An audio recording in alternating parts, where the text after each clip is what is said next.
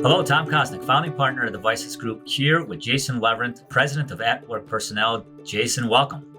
Hey, Tom, thank you so much for having me, man. Excited to be here. Yeah, thank you. You and I have known each other for a number of years. I so much appreciate your energy and your positive attitude and influence on the industry. It's been a great thing for the industry as a whole. Tell us, Jason, a little bit about AtWork Personnel.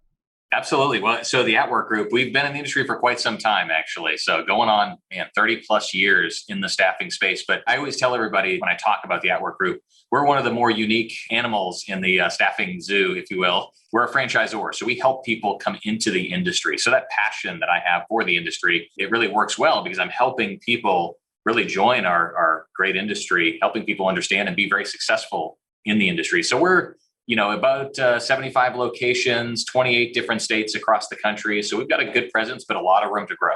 Oh, that's fantastic. So you and I have had many conversations about technology. You've spoken at the national conferences about technology and whatnot. Staffing companies looking to adopt a new technology. There's over 400 technology products now supporting the staffing industry. Any best practices on how to choose a good technology platform?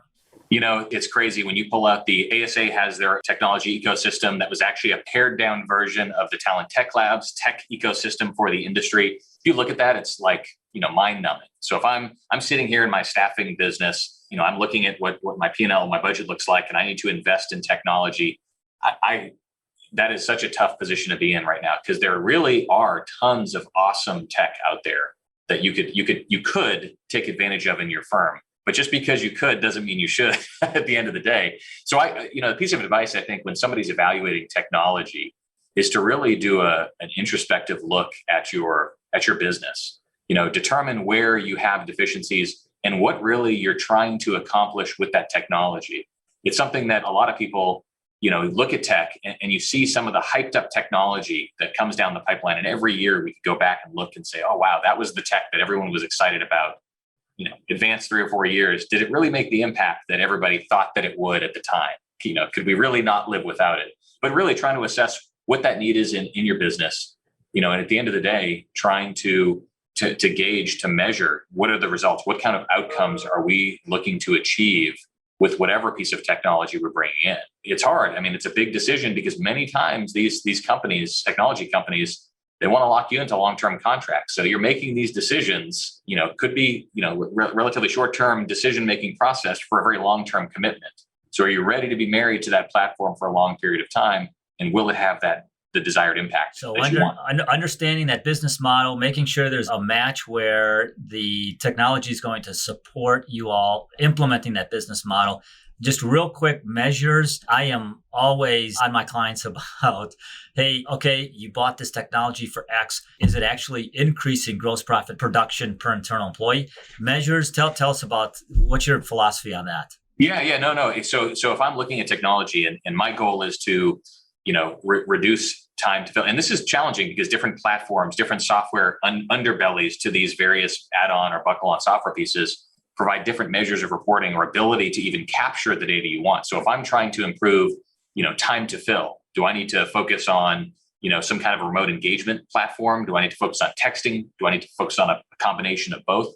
But it's creating those KPIs, those measurables to be able to really see if there's impact really happening, if there's return on that dollar investment.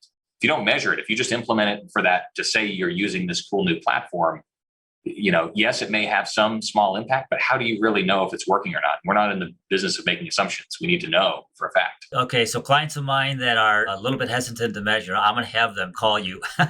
Please. Well, it's hard because it does take work. You have to be willing to put the work in and commit to making those measurements. And, obviously you want to work with, work with your current technology providers, probably your staffing platform, your Greenfields and TempServes and Aviantes and Bullhorns and TempWorks of the world, to see if you have the right types of tools to be able to measure the effectiveness, the efficacy of those pieces. But then there's those soft measurements as well, too. We only have a few minutes to talk, but, bad implementation, bad rollout of a software platform could seriously impact those measurements, could seriously impact the effectiveness of it. We've all heard the stories. Hey, Jason, what one piece of wisdom would you like to leave with our listeners? Yeah, I would say at the end of the day, technology is impacting staffing more than it ever has before.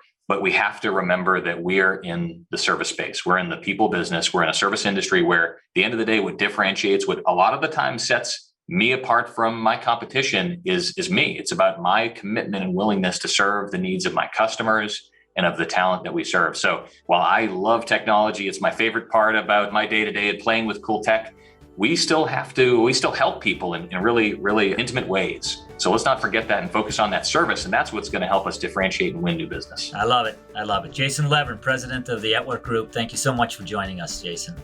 Thanks for having me, sir.